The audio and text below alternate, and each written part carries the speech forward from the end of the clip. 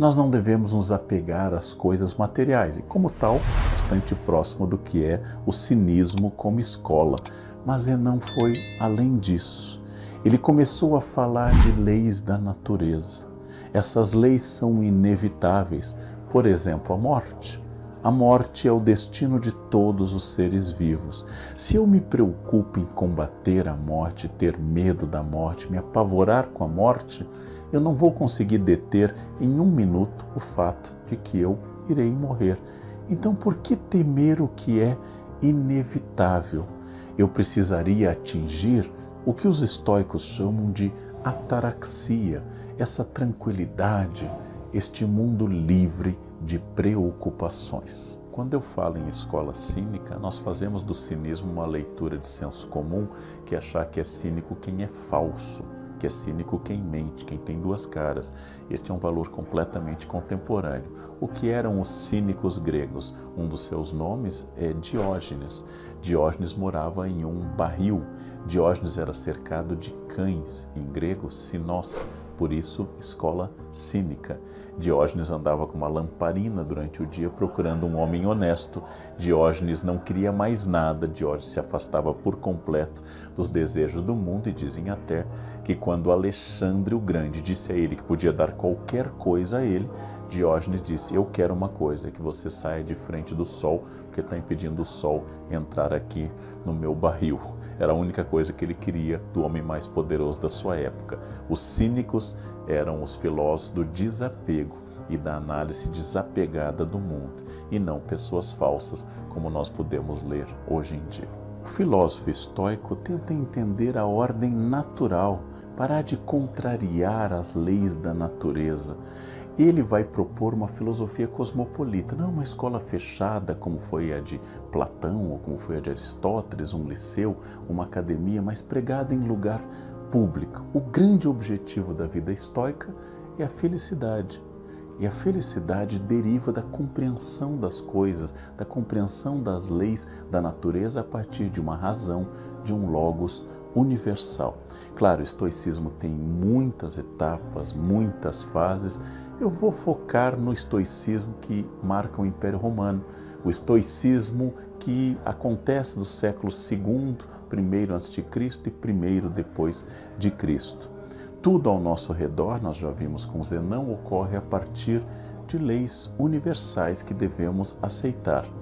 A força da mudança deve ser dirigida exclusivamente para aquilo que você pode alterar. Você não pode alterar a morte, mas pode alterar sua qualidade de vida. Não devemos idealizar o mundo, devemos aceitar o mundo como ele é para atingir a já chamada ataraxia, a ausência de paixões, de perturbações. Os medos e os desejos, eles nos tiranizam, eles nos escravizam, inquietam. Nós devemos, de fato, evitar medos e desejos. Tudo que é externo ao ser é irrelevante. Eu devo trabalhar com a minha tranquilidade interna, a apatheia. O estoicismo tem um princípio de resignação diante das coisas que o cristianismo gostou muito.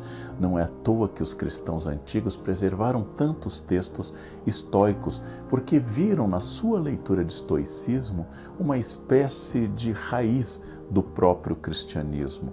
Por isso que existe também um estoicismo adaptado e até um pouco mudado pelos cristãos. E até hoje o estoicismo continua sendo adaptado por pessoas diferentes que até saem um pouco da tradição grega e falam de um estoicismo diante de um mundo líquido, de um estoicismo empreendedor que vai buscar as leis do mercado e assim por diante. Mas eu estou aqui preocupado com o estoicismo, especialmente aquele que se difundiu na época do Império Romano, entre pessoas que falavam grego, como Epicteto, ou falavam latim, como Sêneca e o imperador Marco Aurélio, ainda que Marco Aurélio tenha produzido a sua famosa obra Meditações na língua grega. Vamos pensar um pouco sobre o que estes autores, Epicteto, Sêneca e Marco Aurélio, disseram.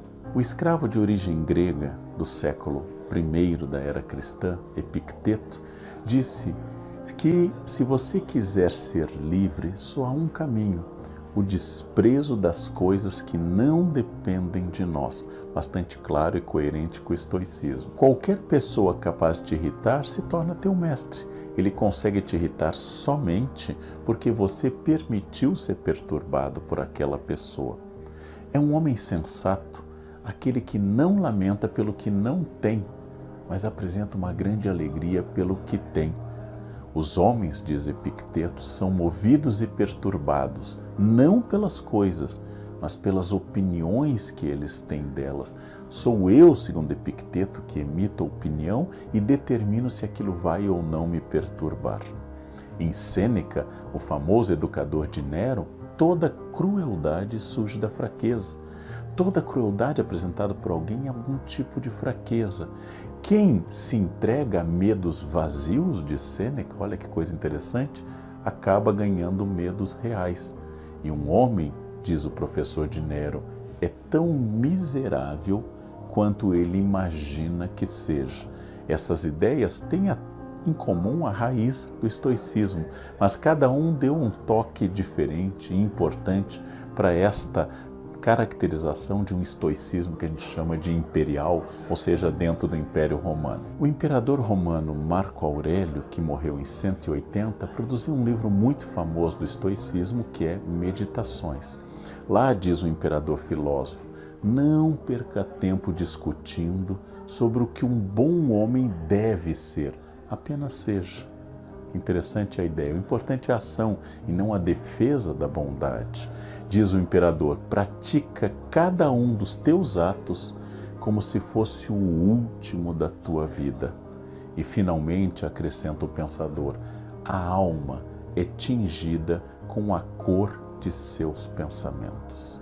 Então, o controle que eu tenha sobre mim, o controle sobre o efeito das coisas do mundo sobre mim, o controle que eu tenha sobre a minha raiva, coisa que Sêneca escreve um livro específico dizendo que a raiva é uma perturbação extraordinária de tudo e que deve ser evitada a qualquer custo.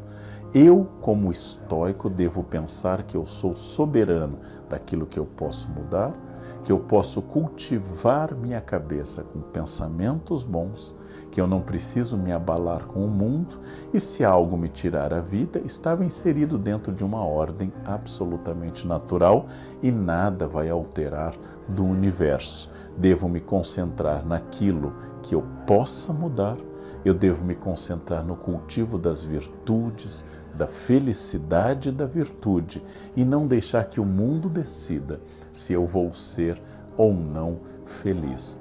O estoicismo, como nós já vimos, tem várias semelhanças com valores que depois o cristianismo iria defender. Mas muito importante, o estoicismo a rigor é uma filosofia materialista. Ele não pressupõe um Deus criador que nos ame e dirija tudo, como o cristianismo vai imaginar. O estoicismo pressupõe regras de um universo material, e entender tais regras e aceitar que há coisas que eu não posso mudar e outras que eu posso me concentrar, basicamente aquilo que diz respeito a mim mesmo, vai diferenciar muito o estoicismo de qualquer etapa do cristianismo posterior. Mas estoicos e cristãos buscam a tranquilidade da alma, buscam evitar a agitação e o desespero, buscam produzir desejos mais coerentes com as nossas necessidades. Tanto estoicos quanto cristãos concordariam com a ideia profundamente estoica que diz: você está com a casa muito apertado, cheio de coisas? Não pense em uma casa maior, pense em ter menos coisas. Você está achando que seu dinheiro não basta, apesar de você ter sua alimentação garantida? Não pense em se desesperar por ter muito mais dinheiro. Pense em gastar menos. Aceite que todos estamos envelhecendo, aceite que todos iremos morrer, cultive a sua ataraxia, cultive o seu equilíbrio diante dessas coisas, porque o muito desejar, as paixões, o ódio e o desespero perturbam inteiramente a cabeça, não produzem nada positivo e acabam nos levando a uma vida vazia e sem sentido. Leiam os livros estoicos, aprofundem lendo por exemplo, o nosso escravo grego Epicteto, leiam os textos de Sêneca, leiam as meditações de Marco Aurélio, leiam os fragmentos dos estoicos gregos clássicos e helenísticos e vocês vão descobrir que o estoicismo nos traz muitas luzes para repensar atitudes contemporâneas, atitudes da nossa vida.